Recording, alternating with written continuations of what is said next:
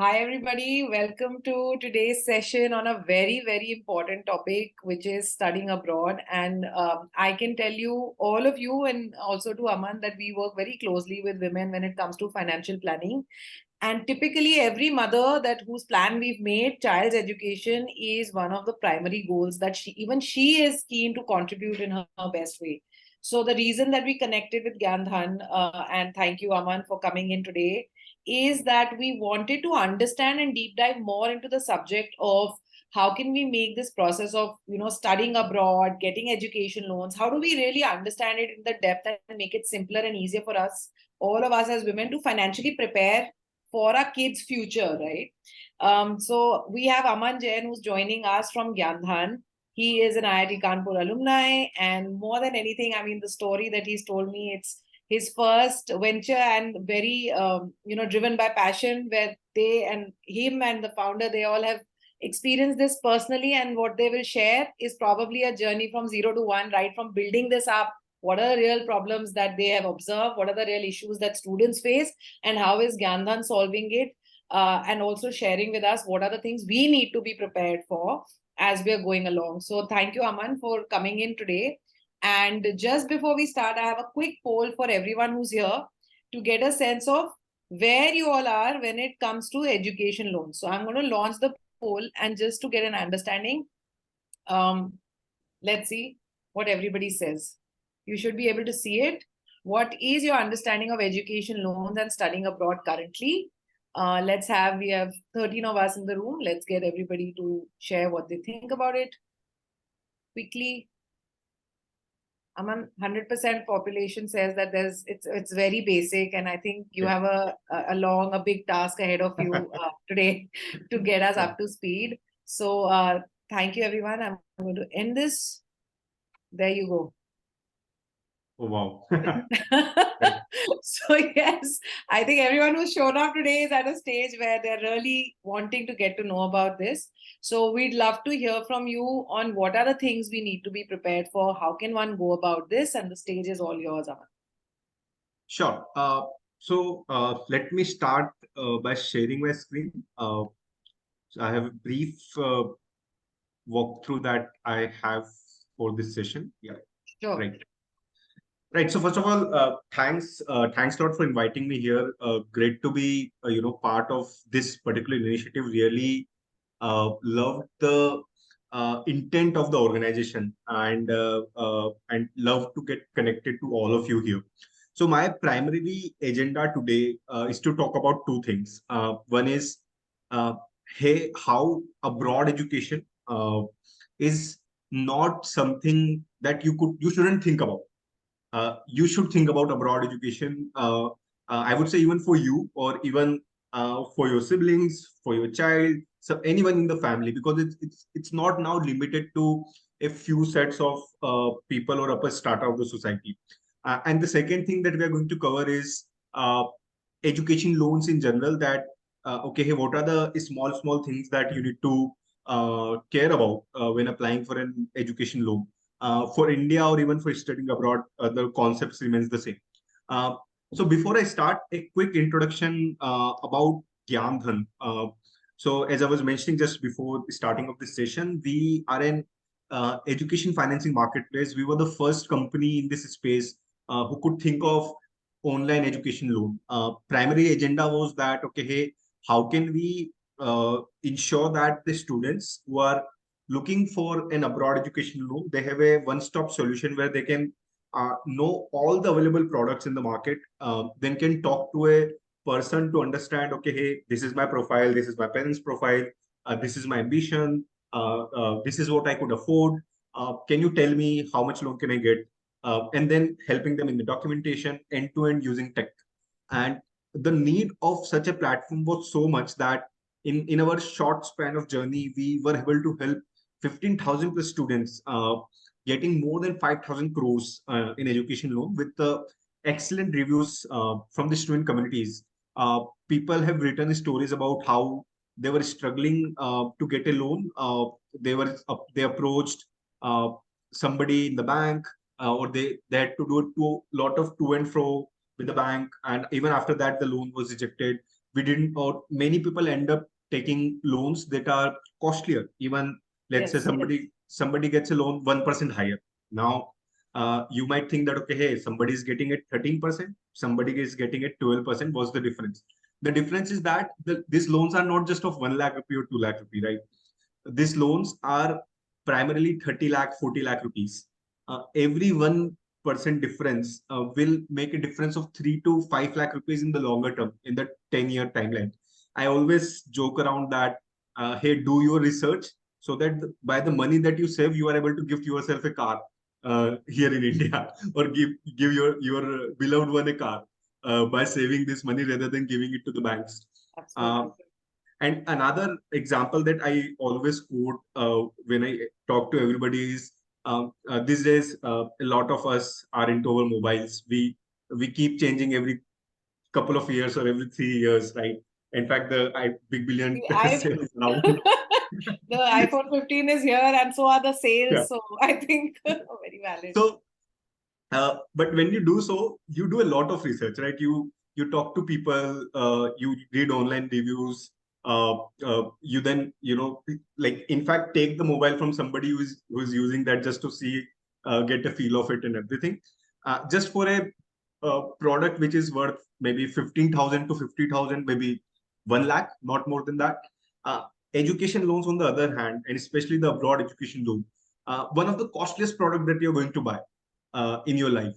And what hurts me the most is people don't do research. People just end up hearing from some senior or maybe somebody that, okay, hey, take the loan from this particular company, and they go ahead and end up applying there without comparing. And that's where the entire story comes in. That when you are not comparing, how can be you sure that you are getting the best education loan? Uh, and that is where again a platform like Gyandhan comes into the picture. So that's about us. First of all, I want to start with why people are studying abroad. So as a matter of fact, so when we started out back then, only 2 lakh students used to go abroad. From there, now we've reached last year 7.5 lakh I students think went seven abroad. and a half lakhs is the number Yeah, which I read. Yes. right. And it is expected that by 2026, around 15 to 18 lakh students will go abroad in a couple of years, every year. So if I just do a quick calculation, in next 5 years, around 70 lakh to 1 crore students or people will go abroad. So that's a huge, workforce that is heading abroad for the education, right? And it will become a common thing among everybody's resume that, okay, hey, uh, uh, I have a degree from XYZ University abroad. I have a degree from XYZ University abroad. So primarily, one of the thing is that, hey, if are you missing out on something? That's the first thing that everybody is doing. Having said that, it doesn't mean that everybody going abroad and you should also go abroad. For As a matter of fact, I decided to not go abroad. I am currently in India, and I believe India is placed in such a way where you can build excellent careers and businesses out there. But my aspirations are matching up with what is around here in the environment, right? I wanted to do entrepreneurship. I wanted to build businesses from ground, and that is what I have been doing, and that are my aspiration. And it is getting fulfilled without a higher degree or without moving abroad. Now, for others, their life goals can be different. For some, it can be, hey, many people go just for the better lifestyle. Uh, One of the student I recently interacted with, and he went for his medical degree abroad. He went to UK, and I generally asked him that, okay, hey, why are you going to UK when in India doctors are treated as God, especially when you have he graduated from AIMS. So why are you moving abroad when you will be treated as God here? You will earn like uh, in lakhs, not in lakhs, in crores. And ultimately, the money that you will be getting in UK will be lesser than what you will be getting in India. So what he mentioned to me that, okay, hey, I have done my MBBS. Now I have to do my PG. Now in India, if I do PG, my next 3 years, 20 hours a day is gone. I don't aspire to have that kind of life. I want to work hard, and I want to do achieve things in my life. but I want to work 10 hours a day. And that's where he thought that the UK culture, in terms of, especially in his discipline, is fulfilling his aspiration, his overall ambitions. So that was his reason, right? It was not monetary at all. It was other than monetary. Some one of the student I interacted with, he went abroad because he likes to track, and he's somebody who working in one of the top companies here in India. In fact, in PayU, he was working as one of the top engineers. He was top 10 in IIT JEE, All India rank, top 10. He uh, left his job to do tracking in India, and he covered like almost all the tracks here in India. And then he thought that, okay, hey, now I want to cover tracks abroad. And, instead of just, going for few days here and there every now and then, why don't I move there? And easiest way for him to move was do a degree there, uh, so that he also gets leaving from there and keep exploring his interest. Right. For others, it can be creating global network, broader horizon, global mindset, working in global companies. So for every student, every parent, it is a different thing. You need to understand, hey, what are my goals, ambitions? Are they getting fulfilled here in India or abroad? And if it is something that is getting fulfilled in abroad, then this path to be explored. Now, having said that, what's happening around Neha uh, is parents, and many parents, they blindly don't not only trust for loans on some bank or something, but they also blindly trust on education consultants.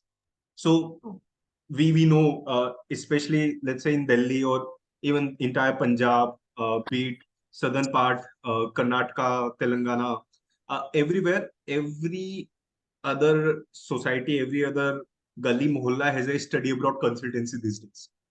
Now, the way this business works is, so every consultant will have few university partner abroad, right?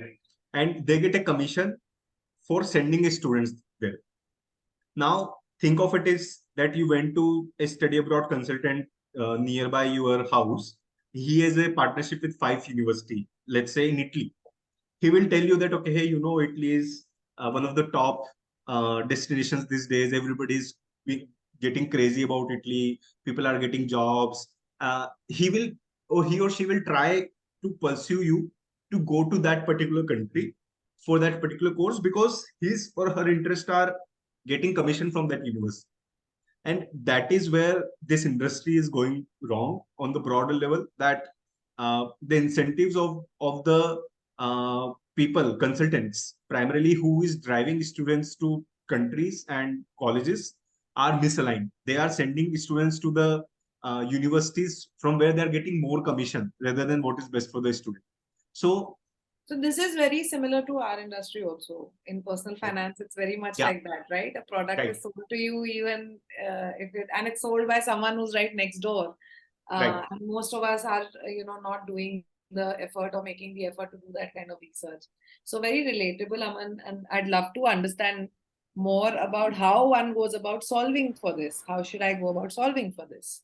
Right. So nothing beats the personal research, right? Even you are doing for personal finance or for your abroad education or for loan for admission, you need to ask very basic questions. And uh, good thing is that there are so many online communities, online platforms available where you can get first-hand experience of the people who went abroad. They will tell you the real things, that okay, what's happening. For that matter, for example, every other week we organize events where we invite alumni students from the particular colleges abroad uh, to talk to the students. You come attend those sessions, understand from the students what's happening, how should I choose the universities, how should I get into, whether is it the right time to get into those universities or not, right? So it's the personal research driven by talking to the people who have been in the similar journey, not the consultant. Obviously, take help from the consultant, take help to get a direction. Right. And even maybe there are many good people as well in the industry. They will guide you very honestly to the right colleges. Uh, but again, keep a second eye on it. Do your own research. Talk to people. Talk to students, alumni who have been through the similar journey to find out if you're on the right path or not. That's the one thing. And then there are many online communities that you can join. There are many groups on social media, Facebook. There is a discussion forum at Gyandhan as well. Apart from that, events that I already mentioned. There are tools. So at Gyandhan, we have a couple of tools on our website which predicts the whether from which college you will get an admit, and then you can research about those colleges, or which predict basis your current situation, which country you should go to for higher monetary benefits. So such kind of tools is available not with just us, with many players. It's just that you need to keep an eye on all that sort of things at the end of it, and don't go blindly by what a consultant is saying, and don't get attracted by all these keywords, free admissions or admission in a day. And so any good university will not give you admission in a day. They will make you work. They will make you do the process, write you exams, write you, have you take interviews, where you will have to write SOP, and then they will give you an admit, right? So anybody claiming that I'll give you an admit in 1 day, 2 day, without any exam, without IELTS, without GRE, so all of those are bits, and one should not get into them. That's the first, I'll say, my humble request to everyone, because it's a huge thing. It changes life when you are sending your child abroad, or anyone. It's for many, it's the investment of their life, right? That you are investing 40-50 lakh rupees in the child's future, and you should do proper research about it. So I'm not sure, Aman, if you've covered in the next slide, but I had a few questions, and I'm opening the floor also for everyone. If they want, they can park some questions as we're discussing. So I have a 11-year-old daughter, and I'm speaking from a place of, my personal, my personal interest, honestly. What is a good way? You mentioned personal research, and what would you think or say is a good way for us to start from? What is the top of the funnel, right? So the world is huge. And I hear a lot of people, somebody saying go to the US, somebody says go to UK, somebody saying go to Australia, da da da. So for me to get started, what do you think would be a good starting point for me to even start researching? Because obviously there is limited time I have to research about everything, right? So if you could share some tips on that, would be helpful.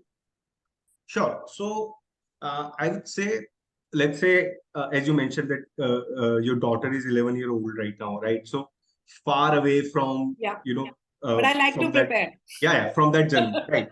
So at this point in time, you can keep couple of things in mind, right? So first of all, see, at times, child, they are naive. They don't know, about various things that are on their way. So you can keep an eye on your child on that. Okay, hey, what is his interest? Is he or she will be good in science kind of subjects? He or she will good in arts, or will he or she will be good in maybe commerce, right? Now you need to take a broader level decision first yourself as a parent, that okay, hey, am I? So supposing I've shortlisted that she's great at arts, now what? Yeah, right. Now you need to take a broader level decision at your level, that okay, hey, do you want to do you even want to explore the possibility of sending your child abroad just after 12th? Because even today, majority of the students, more than 90% of the students, go for their masters abroad, or doing one degree in India and then go for other degrees abroad, right? So that's a broader level decision, because usually what happens is, undergrads, because they are 4 year long, 3 year long, are costlier. Because that brings me to a question by Xenia. She's asking about approximate what budget should one keep in mind for bachelor's or for masters. So as you're talking about it, if you could just throw some light on that as well. Sure. So anyway, I was going to talk about it in the next slides. Okay. Right. So usually the costs for the bachelors, primarily let's say 4-year bachelors. So at least 15 lakh rupees per year is the living cost. Now, obviously, that depends a lot on your living standard. For somebody, it can go as high as 30. Some people can even manage in as low as 9-10 lakh rupees as well. But on an average, 15 lakhs. So for 4-year course, 60 lakh rupees you have to just keep for the living expenses for 4 years, right? And an equivalent amount almost is for the tuition fees, tuition expenses. So if you're sending somebody for a 4-year course, especially in good country, first world country like US, UK, Canada, Australia, anywhere between 80 lakh to 1 crore, 1.2 crore is a budget that you can see. Now, you can also look at a budget friendly education, budget friendly colleges, budget friendly countries as well. But my personal opinion there would be that let's say if you don't want to shell out even by taking the loan a crore or so for the bachelors to start with, then send the student for the masters, right? Because usually the culture abroad is that you go do your bachelor's and then you also have to do your master's, and then you get your career a good start, or maybe a very well respected start, right? So I would say bachelors are sending students for bachelors is still something that should only happen when you're very very clear why you are sending. And right, so for example, your child is very good in education. I'm just, because being an engineer, I'm taking that example. You You know should that be your taking the example of kids who are not very good, because you know the yeah, problem is always there. जो अच्छे हैं वो तो निकल ही जाएंगे, जो right. Average है और हमारे देश में जहाँ 99.999% के कट ऑफ है, I think that's the place where most of us as mothers and parents would be concerned, at least, I mean, Right, realistically. So I think we should talk about kids who are who are definitely. 75, 80, 85, 90% also. I don't know if they have a future studying in bachelor's in India. Like, what are the options here, frankly? And that's a different session. But Sure. So I was just coming to that. So I've divided it into two parts. One is that your child is prodigy. He हाँ or she will be cracking MITs of the world, Stanford of the world, हाँ correct, or उनके even, लिए तो सिर्फ पैसा जोड़ना है ना, बिकॉज बाकी सब तो सॉर्टेड ही है. उनके लिए आना, उनके लिए तो बस पैसा जोड़ना है, एंड वो भी आ जाएगा. मतलब यू गिवन हाँ वो योर भी आ चाइल्ड जाएगा, उनको तो वो भी मिल जाएगी scholarship. scholarship or loans are easily available as well. Correct. Now, for the students who are not that good, who are average, for them, so there are two things. One is that, okay, that's where I was coming from, that you don't want to, shelve this much amount and don't want to take that much risk at the start for sending 3 year, 4 years, because at the time students also is or the child is also not that mature, right? So what can happen is you can enroll that student in a course of your choice here in India. Maybe that university might not be great, but it's okay in India, hmm. right? Hmm. And prepare the student to get a admission in very good university for the masters, because masters are very very cheap in terms of money. There are 1 year masters available, 2 year masters available. Living cost is also less, and the return on investment not only is faster, but also better. So you spend just 30-35 lakh rupees, let's say get a degree in masters in business analytics in US, and you end up getting a $90,000 job. That's a very good thing for somebody, let's say, who was in India, uh, graduated from an average college, and just getting a job of 5 lakh per annum to start with. So alternate ways that, okay, hey, can you focus on getting admission for a good college for masters? Okay. For the yeah. And if you are not that concerned about money, then I'll say that, okay, send the student abroad for bachelor's degree as well, but on the cheaper or the tuition fee, where the tuition fee is lower. For example, Canada, UK, or even other countries, Australia, there will be colleges where the tuition fee is a bit on the lower side. Send them for that with a mindset that, okay, there will be a master's degree that you will have to spend on again in the future, because with just bachelor's it will be very hard to crack. So you will have that student will have to do masters. Now it is a different thing that the student will do the bachelor's, then work for a couple of years, uh, Correct. And then they'll do earn the the money, and masters then on their own merit. he or she will do the masters on his own. So And then that is you guys will give the loan because obviously I'm not planning to give my retirement money right. for masters. That's that. Yeah. And the other way around is that you enroll him or her in a okayish university here, basis what they can achieve the best here in India, and then invest very good in terms of their preparation, sending them to a good university, because there after that there is no scapegoat, right? Once you have done your masters, pretty much you will be starting your professional life, and you have to start your career after that. So these are the three ways. So we have covered prodigy, we have covered people with some money to sell, or a more people with more risk Good. appetite send for bachelors as well. And then people can work, the students can work for a couple of years, spend, earn some money, then do the masters. And the third is having them enrolled here uh, in a way that which primarily that so that their personalities can be developed, they can make their own thought processes. And let's say that it's a 3-year course. In the second year you start with the full josh that okay, I want to send it to a very good university. There should not be any compromises in terms of preparations, university and everything. And at the master's level, getting finances are easier as well comparatively. Hmm. So that would be my overall framework in terms of how to evaluate. Thank you. Thank you so much. You helped me. I'm making notes. Yes, we can continue. Sorry, I broke the flow. Yeah. So I think, are there any questions, more Yeah, questions we that I have can? questions coming up. So, do you want me to put them out right now, or you want to move forward and then maybe take Let questions? let me just take a bit ahead, and then I'll mention. Sure. We can take questions. Yeah. So I just wanted to just quickly talk about the timelines. So I've Yeah. just taken an example here. So as I was mentioning, that when you come across advertisement that uh, admission in 1 day, admission in 5 day, don't go for it, because studying abroad is a long process. Even the preparation itself is a long process. Uh, it's not. It shouldn't be the case that you are thinking today you are going tomorrow. That should not happen at all. Primarily you should be you or your child should not be shying away from giving exams.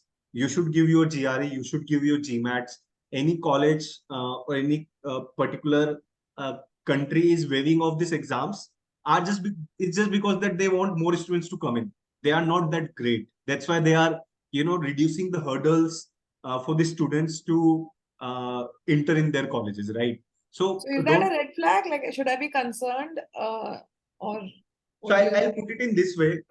See that no any good college out there will not reduce the barriers to enter in the college. So if by any chance any university is waiving off any exam or any criteria, then you should look out for it. You should do your research there Hmm. primarily, right? Fair point. Yeah. There are new age programs definitely by good universities as well where they don't require this. But again, I'll say whenever there is deviation from the standard process, just look out and do extra research about this, right? Uh, so again, as I was saying, that it's a long process. 4-5 months you have to spend in the preparation of the exams, then give preparation, then uh, the admission process itself will be longer. Writing SOPs, giving interviews, applying to 10, 12 colleges yourself. Then you get an admit, and then you go abroad. So anywhere between 12 to 18 months is what you can assume in the entire process.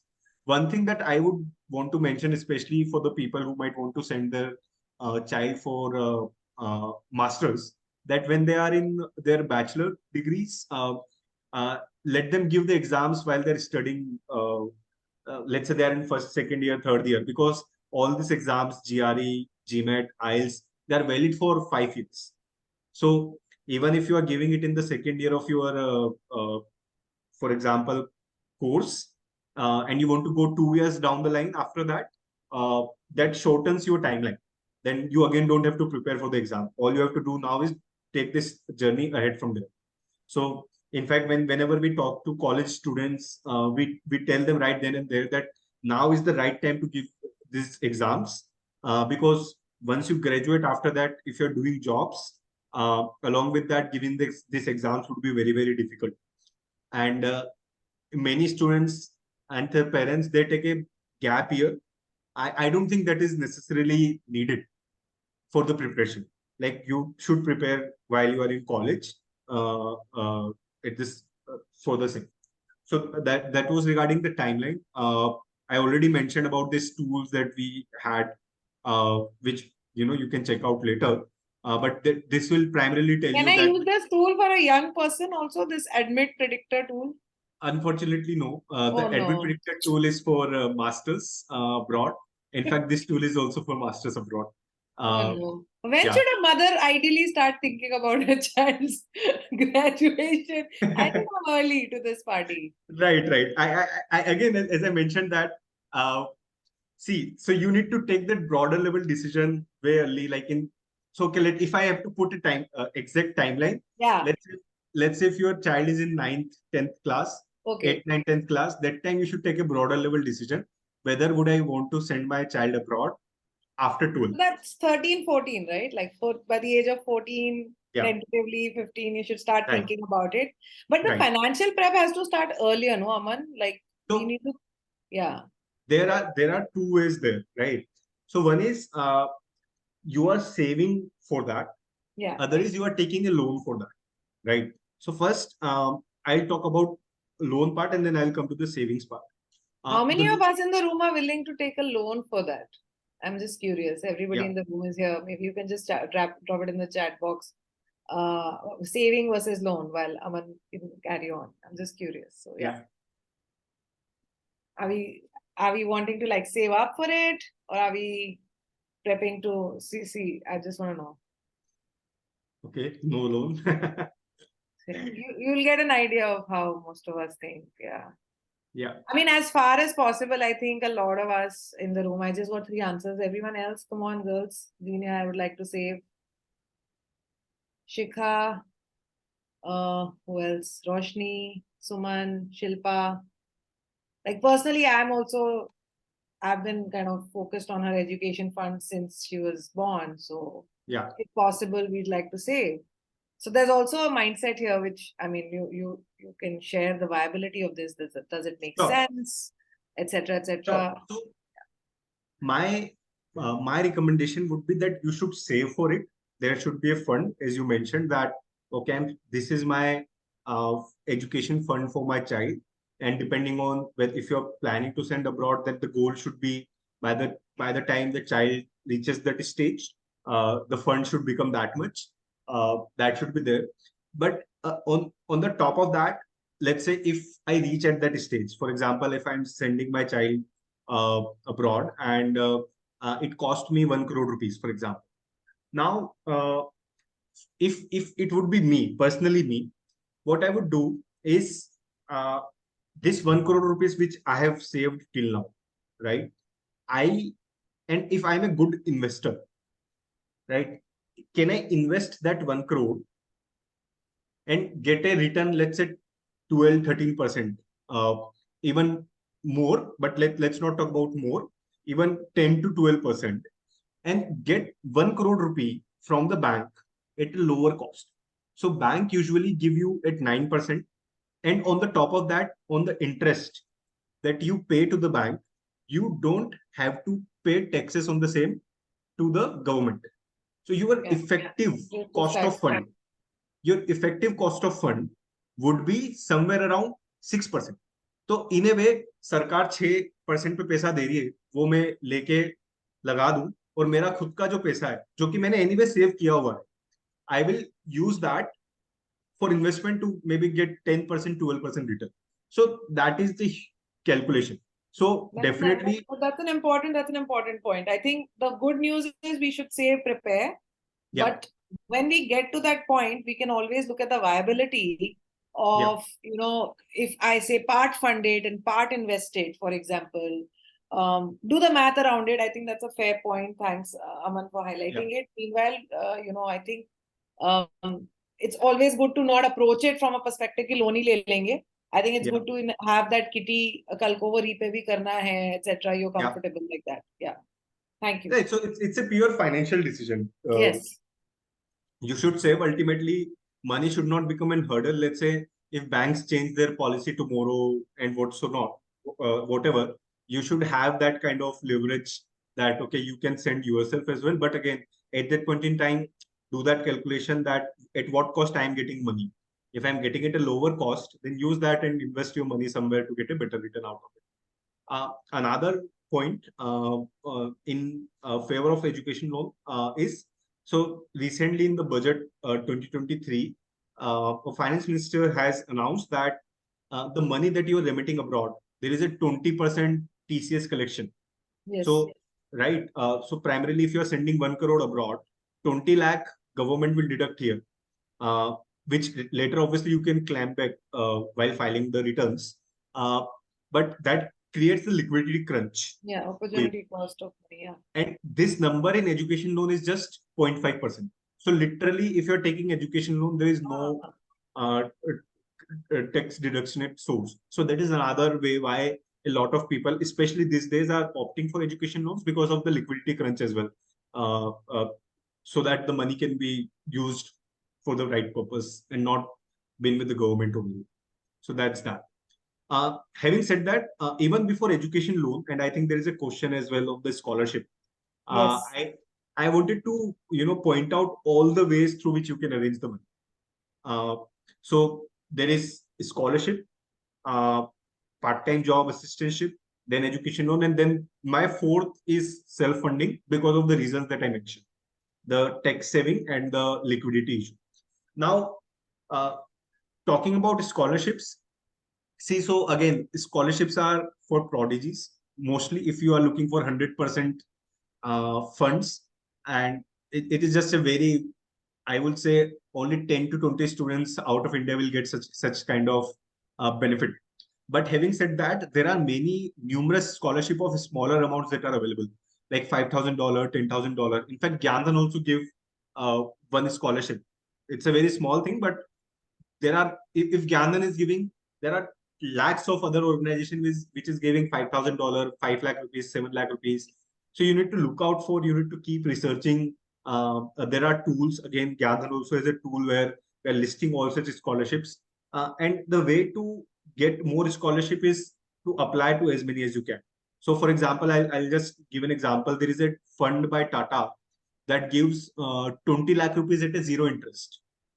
So basically, they are saying that you take money, don't pay any interest, return it back without any interest. So there is this fund. They help around 100 students every year, and that is no eligibility, nothing. It is all merit. There are so many other foundations in India abroad that are helping with such initiatives, and then there are companies which are doing so as well. Right. Apart from that, the part-time job and assistantship. So I wanted to spend some time on this as well, because when we hear about it, we just ignore it, that how much money will I get from this, right? So just a quick calculation. Let's say if you're sending your child to USA, there the child is allowed to work for 20 hours a week, and usually people get $10 to $15 per hour. So on the lower hand, the student or the child will get $200 in a week, which if I assume that the child will be able to work for 40 weeks in a year, then $8,000, which is 6.5 lakh rupees. So if you're going for 2 years, 13 lakh rupees. If you're going for 4 years, 40 lakh rupees. So almost 1/3 of your education is financed by working at part-time. So 1/3 come from there. 1/10 can come from scholarship. Let's assume you are able to crack $5,000, $3,000 scholarship, right?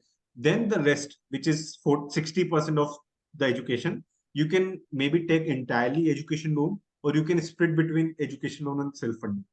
One thing that I personally recommend is that education loan is a product which is specifically built for the students and their parents. So let's say if I'm if I don't know if whether I will need the loan or not, right? So what I can get is I can get the loan approved and keep sanctioned.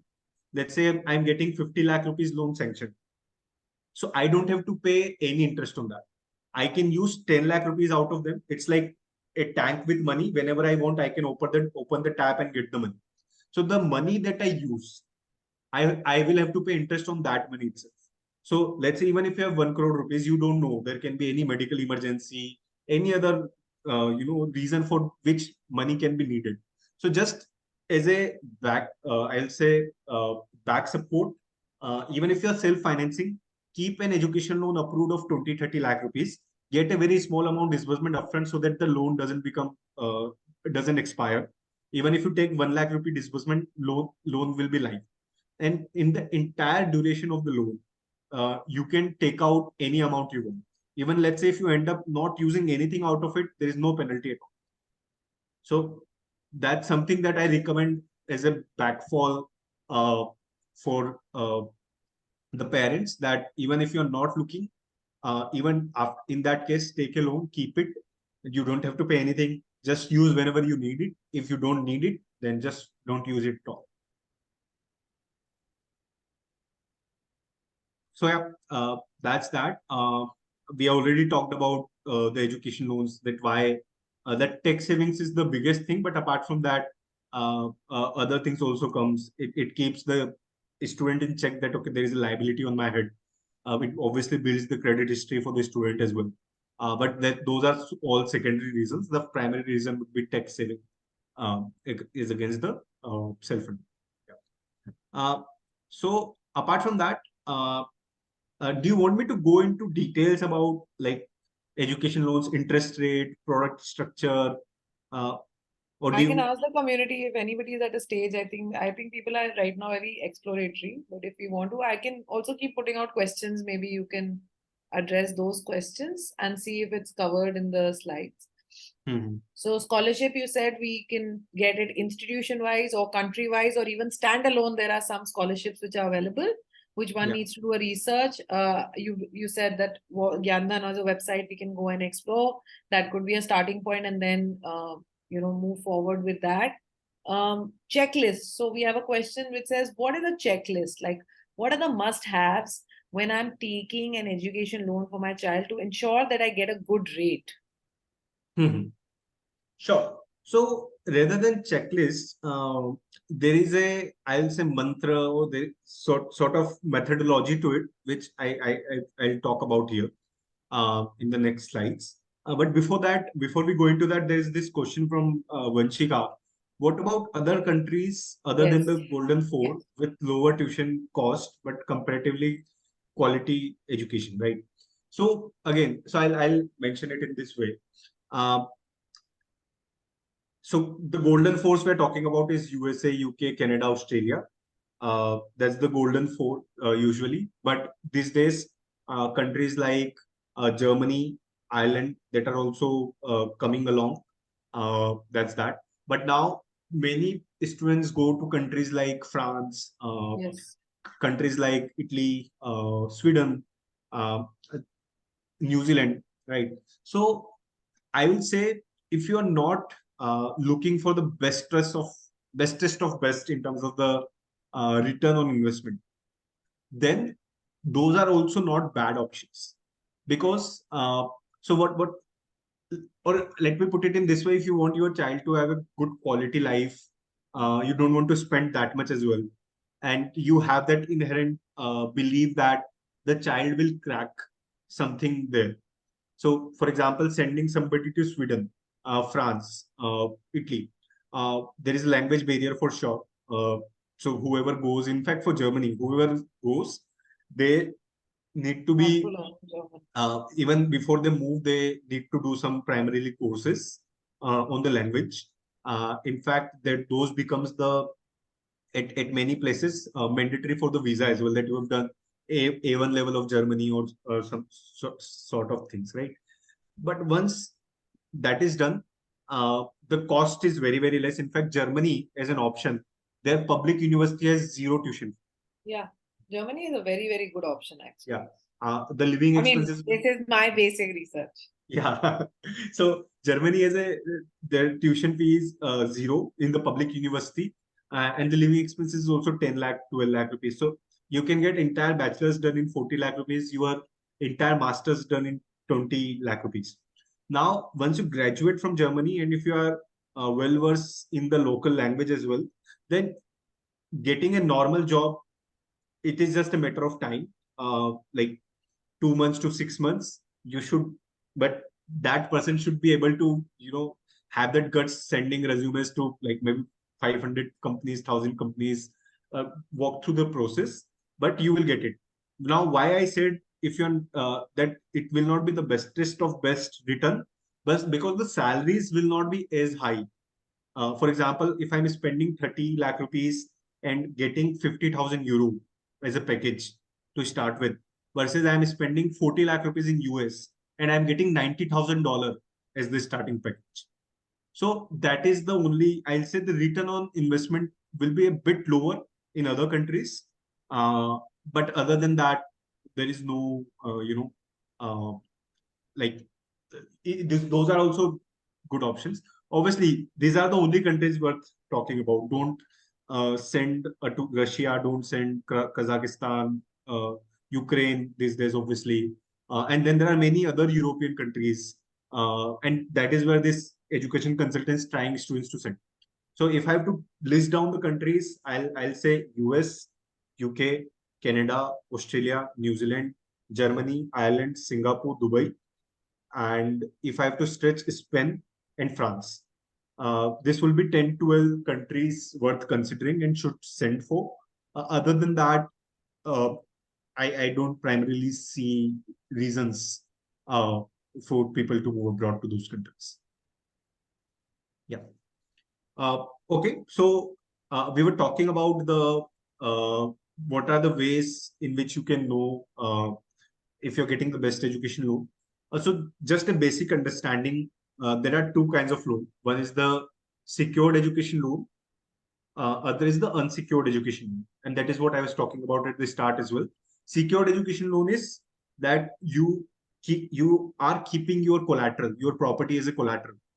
Uh, there, the good thing is the rate will be lower. These are for the people who has collateral. Uh, the rates will be lower as long as you have not your CIBIL is not low. The loan will be approved 100% of the time. As long as property value is sufficient. Let's say if you're looking for 30 lakh rupee loan, then the property value is also 30 lakh rupees. Repayment period will be longer. Good thing about this kind of loan is, especially from the public sector banks, uh, that you don't have to pay a single penny during the study period. And truly, a student once graduate will be repaying the loan. So let's say if you have house worth 50 lakh rupees, you can keep it as a collateral, get 50 lakh rupees at a very low interest rate, enjoy tax benefit on that, uh, and don't pay anything for 4 years. After 4 years, even after 6 months after that, which is called the holiday period, after that the repayment starts. So for the people who have saved up and who has a collateral, this is the option to go for, especially from the But public there's sector. also a component where you have to pay the interest during the study period, right? There's also Interest, that interest will be there. yeah. It will get accumulated with your It will, principal amount. but there's also an option that if you want, you can pay it You during the can pay. In fact, moratorium. yeah. In fact, some banks give an option that if you pay, your rate of interest would be a bit lower. Would be better. Yeah, yeah. So that's that. Uh, so this is the option where people with money, with collateral, using loans as a tool, financial tool to save tax and whatnot. Right And now, for typically, Aman, how much percentage of my value of the asset is disbursed as the loan? Because obviously not the 100% would get no, disbursed. these days it is 100%. So 100%? yeah, 30 lakh rupee property, 30 lakh rupee loan can be done on that. अच्छा. Yeah, in fact, Same for FDs, mutual funds वगैरह के लिए भी ऐसे ही है? हाँ, उनके लिए भी ऐसे. Yeah, FDs and mutual funds. Having आपका सॉरी एक पुराने क्वेश्चन ये जो आपकी डेस्टिनेशन की थी उसमें अभी भी वंशिका का फॉलोअप क्वेश्चन भी है और yeah, एक और क्वेश्चन है सो मैं वो भी लेना चाह रही थी कि yeah, Vanshika said but ROI depends on cost of living of the country And generally, these countries like Ireland, Germany have a lower cost of living, if I'm not wrong, versus the No, golden cost. no. So ROI not only depends on the cost, it also depends on the return, right? The The example that I salary. gave, the salary, right? That in in these countries, the starting salaries that you will get uh, will be much lower as compared to the golden food. That is what I mentioned. That let's say you've done it from Germany, the return is after spending 30 lakhs, you're getting 50,000 euro as the starting package. And let's say you are spending 40 lakh in US for masters, and there you're getting $90,000 to $130,000 is the starting package. So the increment in Okay. cost is not that much, but increment in return is very, very high. Got it. Yeah. Vanchika, I hope that's clear. And also Why I don't you mentioned unmute? Vanchika, you can unmute and ask him if you want another clarification, and then we can move. Yeah, hi. So what I wanted to understand was that what I meant by return on investment being, depending on the cost of a country is that, for example, in the US, like how we sort of get disillusioned sometimes that, oh, these students from these colleges are going on these packages to the US. But what really happens is that the living cost brings down their salary, whatever remains in their hand to sort of spend and save.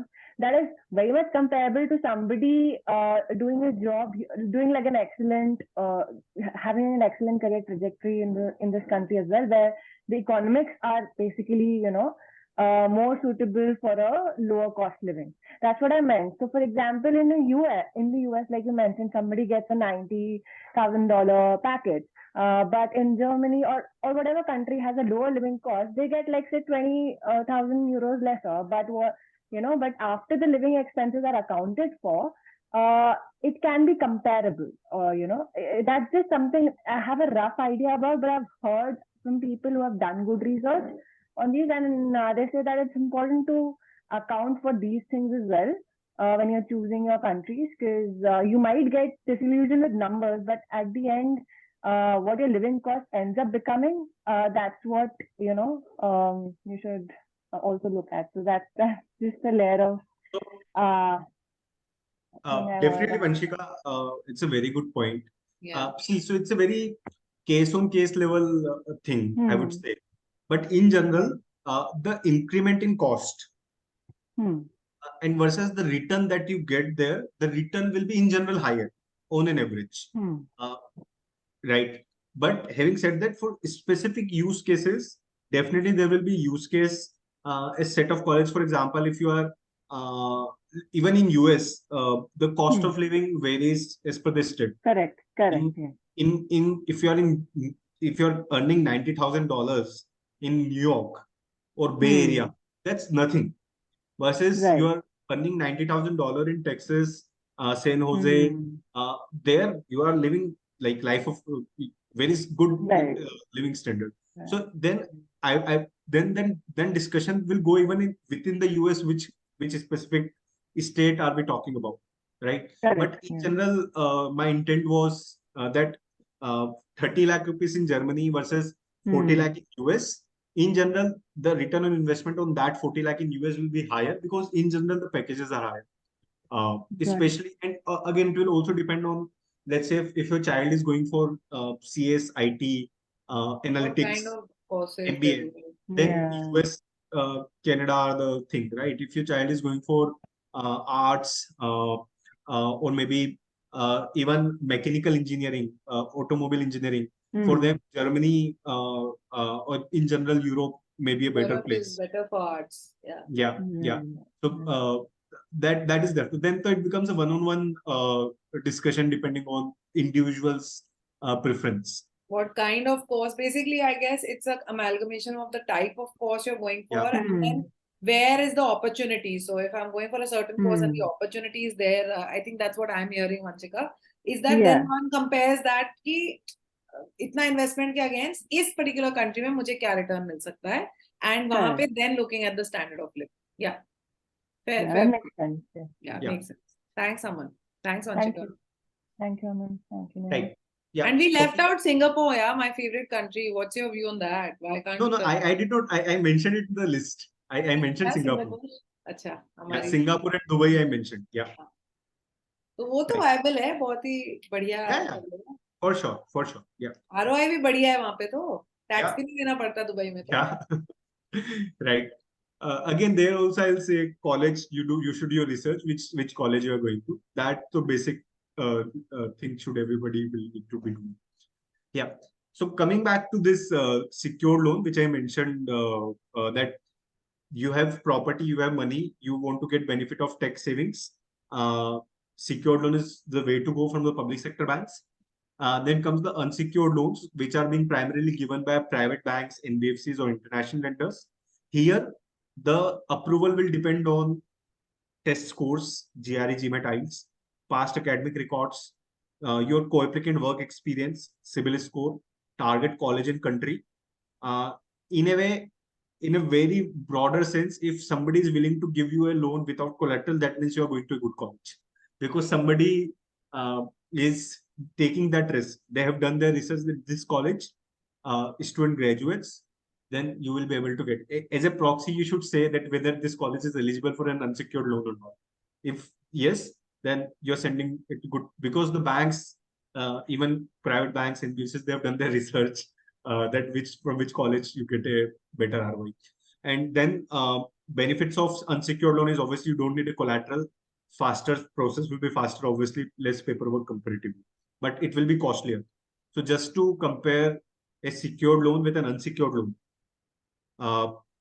So these are the rates that it starts with, but unsecured loan goes as high as 13-14%.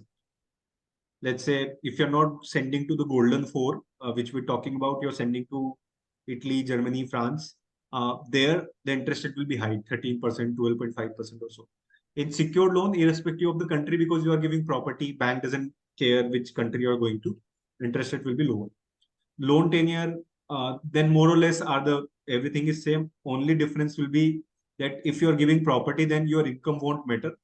Let's say if your parents are retired, they're not earning. Many people have, like there is a use case where the parent has a kirana shop. They don't file ITR. They don't have income proof, but they have property. So they need to go for the secured loan, because without income proof, unsecured loan you will not be able to get, and approval chances will be high as compared to unsecured loan. So that is how you compare. Now this was the type of the loan. Then the next is type of the lender you are taking the loan from. So then again, there are three types of lenders. Banks in general, NBFCs, and then international lenders. So if I have to compare them, banks, they will have a lower rate of interest. You will get the tax benefit, but process will be complex, lengthier, documentation will be huge. NBFCs, relatively simpler process. You will get an unsecured loan, but interest rate will be higher. And international lender, they will give loan without collateral, without co-applicant, but an entire digital application. First, their interest rate will be higher. Second, they are just limited to top 300, 400 colleges. And right now, the international lender that operates in India, they only give it for US and Canada primarily, and no tax benefits, obviously, because it's an international lender.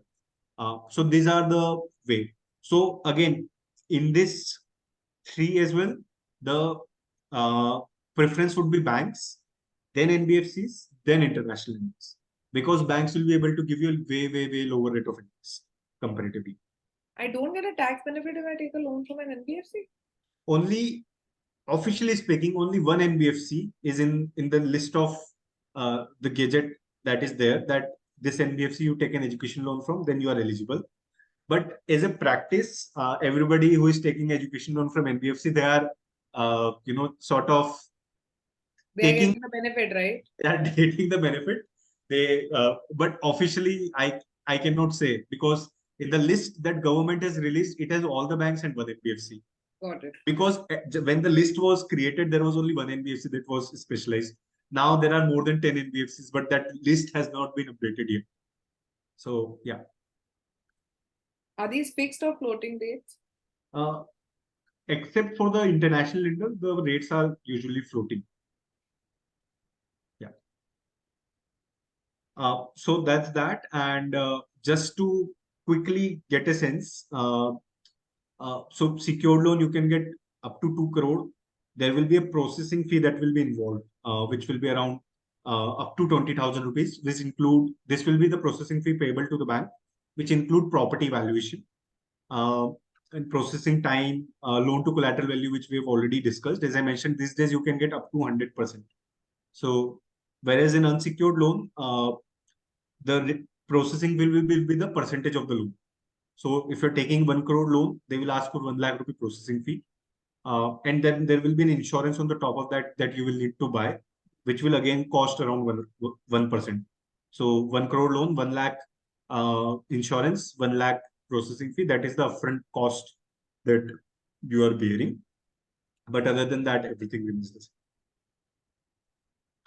And I think we are almost at the last. The process is very simple. Uh, that the first step is to check, even let's say your your child is way far from that point, you want to talk today and understand whether you will be able to in general get a loan or not. You can just check the loan eligibility on our website. A counselor will get in touch with you. They will discuss end to end, and you can even discuss what are the steps you should take and all of that. And then once apply, the processes are very simpler these days.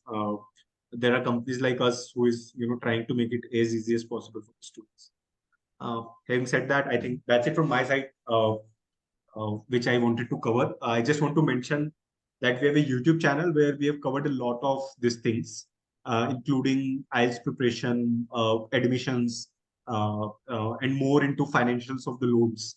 So if somebody was to check it.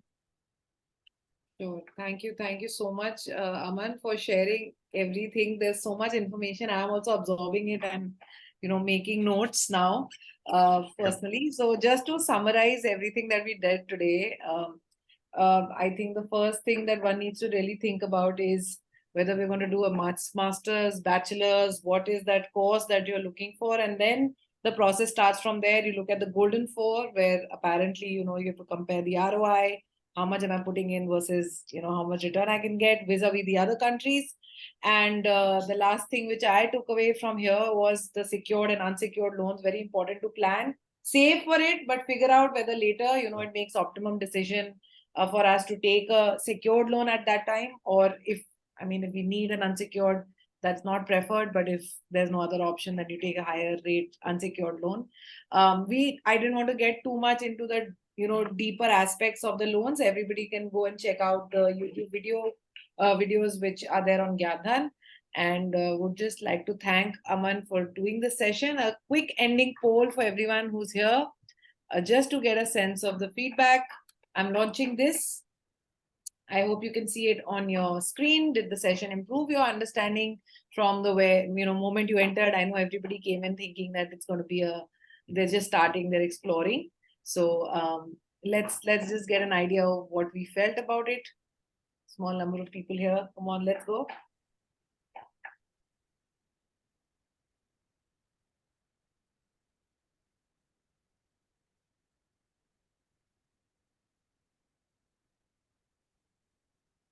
Thank you, Aman. I think most of us have something new to go back to, something new to learn, something new that we are, going to go and like I'm going to go and learn more about the scholarships and also try to understand more about these non-Golden Four countries. What all are the options there? That's what triggered my curiosity. Yeah. Thanks so much. One last question we have. Can an OCI holder get an education loan? With collateral, yes. Without collateral, it would be difficult. Awesome. Yeah. Thank you so much. I hope everybody enjoyed today's session. Thanks, Aman, once again. And we hope to continue, come up with more topics and keep reaching out again to the community for this. Thank you. Thank you. Thanks a lot. Bye-bye. Thanks. Bye. Bye, everybody.